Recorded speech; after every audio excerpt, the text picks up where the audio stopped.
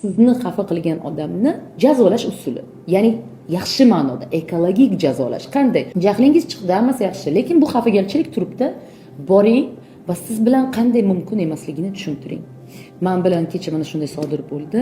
Iltimos men bilan boshqa bunaqa bo'lmasin. Siz men bilan meni xafa qildingiz.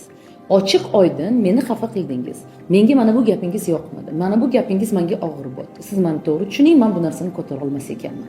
Bo'ldi. Va u sizni eshitadi. U yerda sizga ozgina pretenziya qilishi mumkin. Siz o'zingiznikini ushlashingiz kerak. Bu yerda pozitsiya jертвы kerak emas, boshqa emas, o'tirib olib, yig'lab, siqab emas.